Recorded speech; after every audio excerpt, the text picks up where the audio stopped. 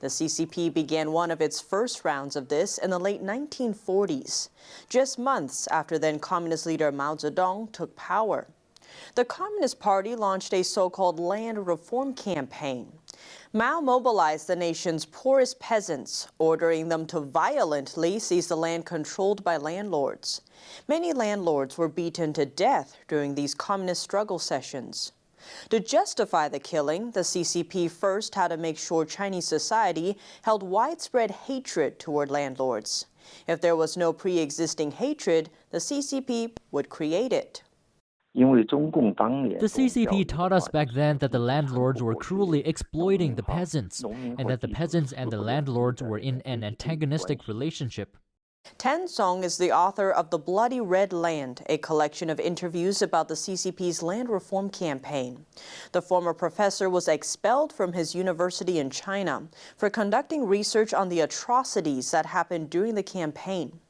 He interviewed over 100 Chinese people who personally experienced the movement. When we talked with the peasants, we found out that the real situation was nothing like the CCP's account. The peasants were more willing to work for the landlords rather than in the CCP's people's communes. And all the peasants I contacted held this opinion. Higher estimates say 5 million landlords were killed during land reform across China.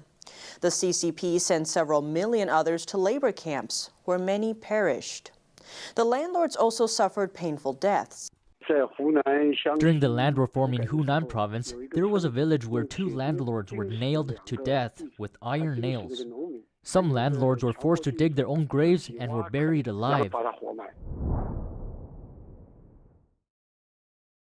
What's more, land isn't the only area the CCP has sought to reform. In August 1966, a Beijing resident returned home to Beijing from his university. At the time, the high points of the CCP's Cultural Revolution were in full swing. One weekend, he and his brother went out to buy breakfast, but what he witnessed that day stayed with him since then. On their way, they passed a Catholic church near the city's Suanwu Gate. When I passed by the church, I saw that the doorway was crowded with people. When I got to the door, I saw 20 to 30 nuns standing at the door, and the church staff in their uniforms were bowing their heads, and a group of red guards surrounded them, shouting, "Down with God." When he walked to another of the church's doors, Ma saw a middle-aged man lying on the ground. A group of red guards, or Communist Party guards, wearing yellow military uniforms, surrounded him. The guards forced him to shout "Down with God" and threatened to kill him if he refused. This man was shaking. He said, "I do not dare to shout. I do not dare to shout. I have been a believer since my childhood. I do not dare to shout." And then the red guards rushed to him like a pack of wolves, using belts with copper head to hit his head. His head was soon gushing blood. He fell to the ground, twitched for a while, then stopped making sounds.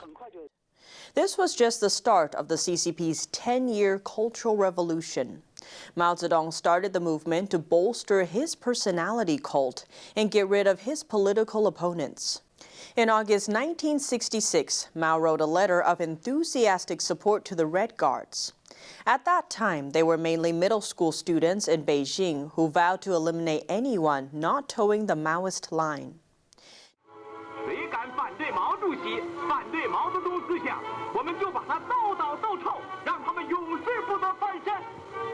The vice principal of a middle school in Beijing was tortured and beaten by her students and the Red Guards for several hours on campus before passing away.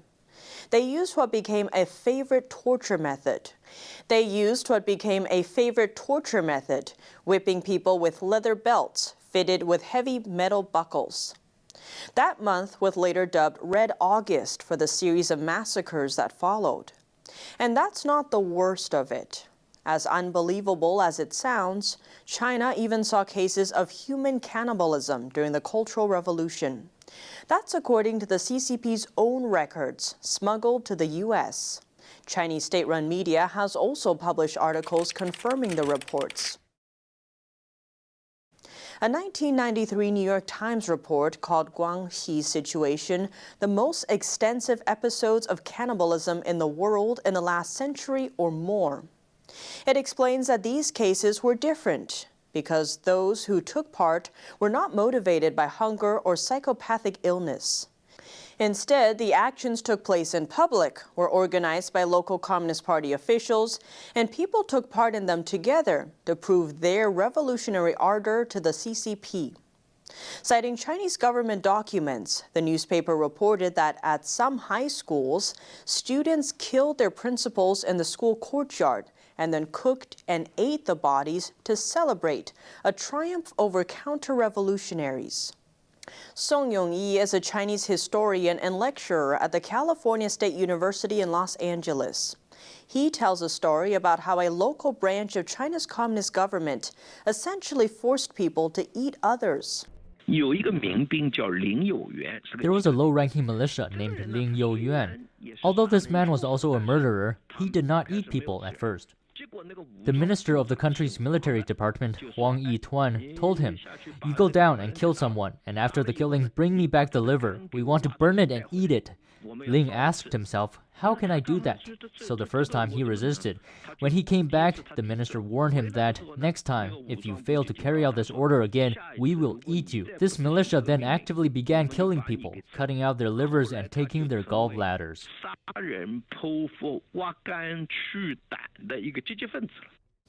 Song included many other such cases in his research, detailing the state-sponsored violence.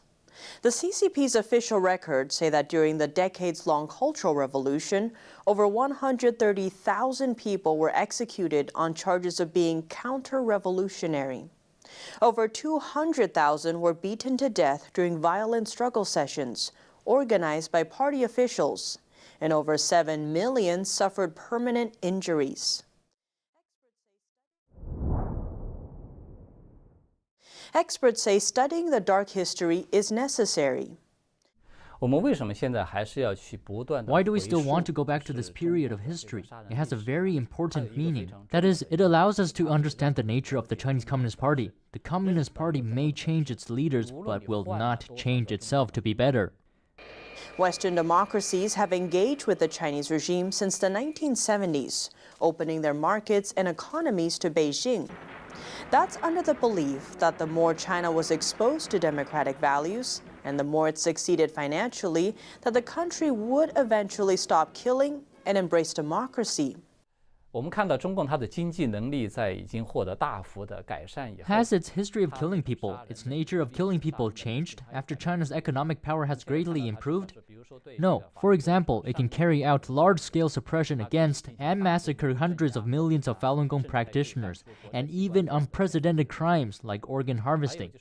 It's also implemented genocidal policies against the Uyghurs in Xinjiang. It continues to persecute and kill people on a large scale, precisely because it has the ability to persecute people on a large scale after it became more economically powerful. And now we see more than that. Now we see that the Chinese Communist Party has unapologetically and openly declared that it will dominate the world order. If the CCP is really allowed to replicate and spread its model to the international community, then in the future, the same tragedies that have happened repeatedly in mainland China will definitely happen in other countries. Despite the century of bloodshed brought on by this ideology, 36% of American millennials say they approve of communism, while 70% say they believe socialism, the initial stage of communism, is a great idea. That's according to a 2019 poll. The evil ideology of communism has two sides. It has its violent and cruel side, and at the same time, it's very good at deception.